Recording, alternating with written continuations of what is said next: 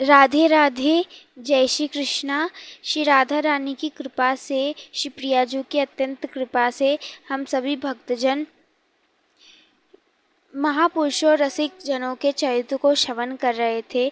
जब श्री लाडली जी कृपा करती हैं तो वे अपने भक्तों के चरित्र को श्रवण करने का हम सभी को अवसर देती हैं, अपने प्यारे जनों को अवसर देती हैं कि वे भक्तों का चरित्र श्रवण करें। और जब हम भक्तों के चरित्र को श्रवण करते हैं, उसे सुनते हैं, तो जो हमारा अंतःकरण है वो दर्पण के भांति निर्मल हो जाता है। जो आज हमारा जो अंतःकरण है वो कितना अशुद्ध है, परंतु जब हम रसिक जनों के, भक्त जनों के पावन चरित्र को श्रवण करेंगे तो हमारा जो अंतःकरण है वो शुद्ध हो जाता है, वो मलिन अंतःकरण शुद्ध हो जाता है। इसलिए हम सभी को भक्तों के, रसिकों के चरित्रों को श्रवण करना चाहिए।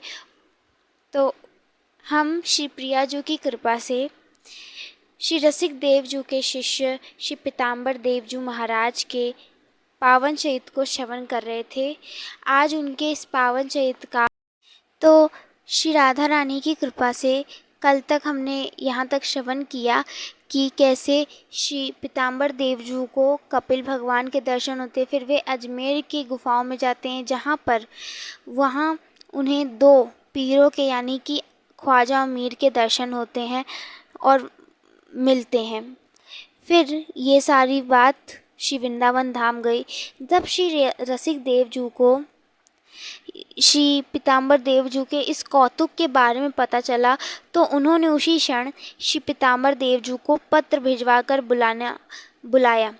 जब उस पत्र को श्री पीताम्बर देव जी पढ़े तो वे शीघ्र ही श्री वृंदावन धाम लौट आए। जय हो श्री पीताम्बर देव जी अब वृंदावन धाम को लौट आए हैं इतने दिनों बाद। और पहुँचते ही सबसे प्रथम अपने गुरुदेव भगवान के पास गए और उनके चरणों में साष्टांग प्रणाम किया। फिर श्री रसिक देव जी ने कहा, कहो सिद्ध जी, अच्छे से तो आए, तुमको देखकर बड़ा प्रसन्न हो रहा हूँ, बड़ा आनंद हो रहा है। हम तुम पर बड़े प्रसन्न हो रहे हैं। तुम्हें जो कुछ भी मांगना है मांग लो, जो भी तुम्हारे मन में है वो मुझसे मांग लो। ऐसा श्री पीताम्बर देव जी से उनके गुरुदेव ने कहा।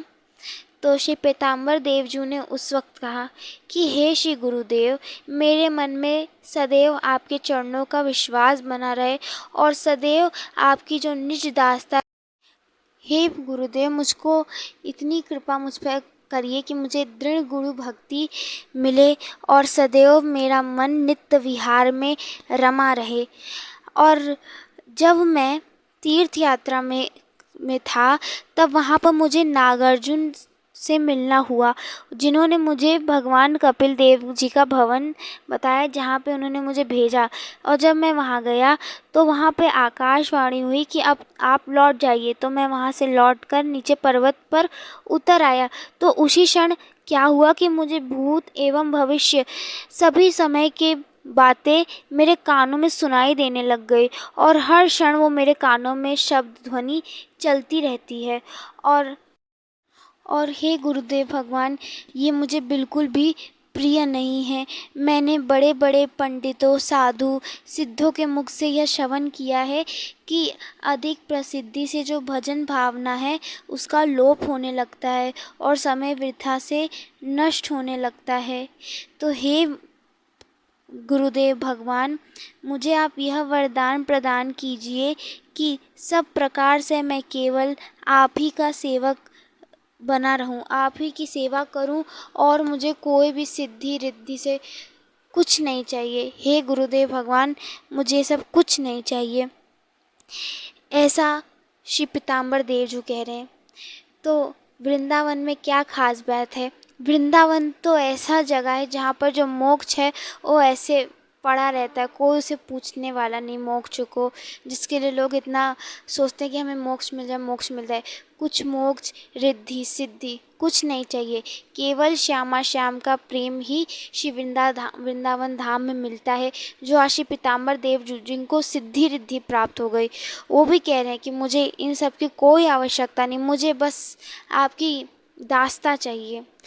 जब श्री पीताम्बर देव जी की इस वाणी को श्री रसिक देव जी ने सुना तो वह बोले, जैसे दिया दीपक से मिलकर दीपक हो जाता है, उसी प्रकार तुम मेरे समान ही हो जाओगे। जो तुम्हें कानों में शब्द सुनाई देते हैं वो अब बंद हो जाएंगे, फिर कभी भी तुम्हारे कानों में ये ध्वनि नहीं आएगी। ऐसा कहकर श्री रसिक देव जी ने श्री पीताम्बर देव जी को बड़े प्रेम से हृदय से लगा लिया और उनको अपने ही समान बना लिया। तो एक बड़ा सुंदर प्रसंग आता है। श्री पीताम्बर देव जी की शीत प्रसादी को पाने से एक भयानक प्रेत जो था वो मुक्त हो गया। भक्तजनों की प्रसादी में, रसिक जनों की प्रसादी में इतना सामर्थ्य है। बड़ा सुंदर प्रसंग है। समहरी शहर था, वहाँ पर एक कायस्थ रहता था जो कि बहुत ही प्रबल प्रेत था, बहुत ही भयानक प्रेत था। उसका नाम सहजराम था। वो बहुत भयानक प्रेत था जो कि अपने कुटुंबी जनों को बहुत ही दुख परेशान करता था। उसका निवास कहाँ था? वो अपने छोटे भाई की पत्नी के देह में ही वो प्रेत निवास किया करता था। बड़े बड़े तांत्रिक पंडित नारी उस स्त्री में से, उसके नारी में से प्रेत निकालने को आया करते थे, परंतु सब उसके आगे झुक जाया करते थे। क्यों? क्योंकि जब कोई मंत्र सुनाता तो वो जो प्रेत होता वो सब विधि बता देता। जब कोई यंत्र बनवा कर लाता तो वे बता देता, प्रेत बता देता था कि ये किस विधि से बना है। तो कोई दोहा सुनाता तो वे उसको संस्कृत के श्लोकों में सुना देता। वह जो प्रेत था वो फारसी भी जानता था, अरबी भी जानता था और तुर्की भी, सब बोल लेता था। उससे कोई चर्चा करने आता तो वो तुरंत शास्त्रीय प्रमाण से उसको पराजित कर देता था। ये जो प्रेत था ये बड़ा दुखारी था, क्योंकि इसके समक्ष कोई उपाय नहीं काम करता, क्योंकि जो कोई आता उसे ये पराजित कर देता। और ऐसे ही इसके जो पूरे घर के कुटुंबी जन थे वो भयभीत रहे। तो उन्हीं के घर के पास ही एक घर था जिनमें एक कायस्थ कुल के भक्त रहा करते थे, जिनका नाम जो था वो नगजी था। वो दिन प्रतिदिन उस प्रेत के उपद्रव को देख रहे थे। जो श्री नगजी थे वो बहुत ही अनुरागी भक्त थे और हरि गुरु संतों की बड़ी सेवा में उनकी रुचि थी। वो बड़े विवेक से और विचार से प्रेत की सभी रीतियों को देख रहे थे और पंडितों देखते कि जो प्रेत है वो पंडित और साधुओं को हर चीज़ों में हरा देता है। तो एक दिन उन्होंने विचार किया कि मैं चल के पूछता हूँ कि ये प्रेत जो है ये सब करता क्यों नहीं है, आखिर इसे प्रेत योनि प्राप्त क्यों हुई। ऐसा विचार करके जो श्री नगजी थे वो प्रेत के पास चले गए। जब प्रेत ने श्री नगजी जी को देखा वे बड़े प्रसन्न हुए और जाकर जो प्रेत था वो श्री नगजी के चरणों में अपना माथा झुका दिया और उन्हें प्रणाम किया। नगजी ने जब उस प्रेत को देखा तो अपने विनयपूर्ण व्यवहार में वे कहने लग गए, मैं तुमसे विनती कर रहा हूँ और मुझे तुम कृपा करके यह बताओ कि तुम्हें यह प्रेत योनि क्यों प्राप्त हुई। जब नगजी की इन बातों को उस प्रेत ने सुना तो वे कहने लग गए कि हे पुत्र, तुम मेरी बात सुनो, मेरे ये पूर्व कर्मों का फल है। मैं अपना वृत्तांत सुना रहा हूँ। जिस श्री हरि ने मुझे इतना सुंदर शरीर प्राप्त किया था, मनुष्य शरीर प्राप्त किया था, उन्हीं श्री हरि का मैंने भजन नहीं किया, साधना की नहीं। जिन सद्गुरुदेव भगवान से मुझे ज्ञान प्राप्त हुआ, सब कुछ प्राप्त हुआ, उन्हीं की मैंने सेवा नहीं की। और मैं साधु संत जो मेरे द्वार पर आया करते थे मैं उनको अपमान कर देता था और इस मिथ्या शरीर पर मैं बड़ा अभिमान करता था और अपने अहंकार में चूर रहता था और मुझे यवनों का संग करना बहुत प्रिय था और जो साधु संतों सद्गुरुदेव भगवान के वचनों का बिल्कुल नहीं सुहाता था, उनका संग करना मुझे बिल्कुल अच्छा नहीं लगता था। और मुझे दूषित भोजन करना बहुत पसंद था और मैं जीवों को मार कर खाया करता था। मैं गलत गलत आचरण किया करता था। मैं अपने गुरुदेव की बातों को ना मानता था। ऐसे मेरे अंदर बहुत से दुराचार थे और मैं ऐसे पाप करता था, इसलिए मुझे ये प्रेत योनि प्राप्त हुई।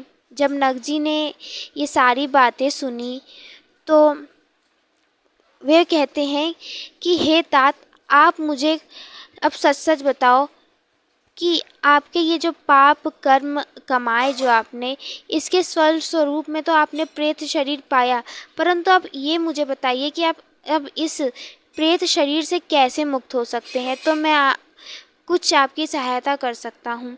तब नग जी की जब उन्होंने बात सुनी प्रेत ने, तो वो कहने लग गए कि श्री हरि रूप में सब गुरुओं के गुरु श्री पीताम्बर देव जी हैं। उनकी जो शीत प्रसादी अगर उसको मैं पा लूँ तो मुझे इस शरीर, इस योनि से, इस प्रेत योनि से मुक्ति प्राप्त हो जाएगी, ऐसा कहा।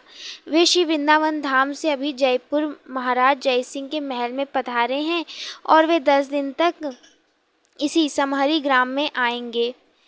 जाओ तुम उनके सन्मुख जाना और उनका शीत प्रसादी लेकर मेरे मुख में डाल देना, जिससे मैं तुरंत ही इस प्रेत योनि से मुक्त हो जाऊंगा। तो नग जी ने प्रेत की वह सारी बात सुनी और हृदयांगमन कर ली। इसके बाद श्री पीताम्बर देव जी समहरी गांव में पधारे थे, तो समस्त जन उनके दर्शन के लिए जा रहे थे। तो श्री पीताम्बर देव जी सुकरी नदी के तट पर आए और वहाँ स्नान कर प्रभु को पधराया। सामग्री तथा भोग मंगवा कर श्री ठाकुर जी को भोग लगाया। श्री पीताम्बर देव जी ने ठाकुर जी को प्रसाद पवाया और फिर नग जी ने उनके शीत प्रसादी को लेकर वे उस प्रेत के पास आ गए। प्रेत जो था वो बड़ा प्रसन्न हुआ और प्रकट हुआ। उसने शीत प्रसादी मुख में ली और उसी क्षण वो भूमि पर गिर पड़ा और प्रेत योनि से मुक्त हो गया। तो श्री पीताम्बर देव जो की प्रसादी में इतना बल था कि जो वो प्रेत था जो इतने दिनों से इधर उधर भटक रहा था, वो उनकी शीत प्रसादी के एक दाना जैसे ही मुख में उस प्रेत के गया, वो मुक्त हो गया। ये होती है संतों और रसिकों के जूठन में ताकत। हम सभी को संतों और रसिकों की प्रसादी को पान करना चाहिए। अगर प्रतिदिन पान करें तो बड़ी अच्छी बात है, और संतों की आज प्रसादी प्राप्त करना बड़ा दुर्लभ भी हो गया है। संत भगवान कृपा करते हैं तब उनकी प्रसादी प्राप्त होती है, और जो रसिकों के प्रसादी को प्राप्त करता है वो तो क्या ही बात है। तानसेन ने क्या किया था, तानसेन ने श्री हरिदास जी जिस दोना पत्तल में पाए थे, पत्ती के पत्तल में, वो ले जाने लग गया तानसेन। तो उसके मन में यह इच्छा हुई, क्यों ना मैं ये जिसमें प्रसादी पाई श्री हरिदास जी ने, इसी को खा लूँ। तो उन्होंने उसी पत्तल को खा लिया। जो ही उन्होंने पत्तल खाई वैसे ही उनका जो कंठ था वो सुरीला हो गया, उन्हें सारे सुर राग सब आ गए। ये केवल संत महापुरुषों की शीत प्रसादी से होता है। शीत प्रसादी बड़ा लाभदायक होता है। श्री जी कृपा करती हैं तो शीत प्रसादी प्राप्त होती है, और अवश्य शीत प्रसादी का पान करना चाहिए। तो श्री जी की कृपा से आज के प्रसंग में हमने यहाँ तक श्रवण किया। लाडली जी की कृपा से कल हम आगे का प्रसंग श्रवण करेंगे। श्री प्यारी जी ऐसी कृपा बरसाती रहें और हम ऐसे रसिक संतों और महापुरुषों के पावन क्षेत्र को श्रवण करते रहेंगे। तब तक के लिए आप सभी भक्तों को राधे राधे, जय श्री कृष्णा।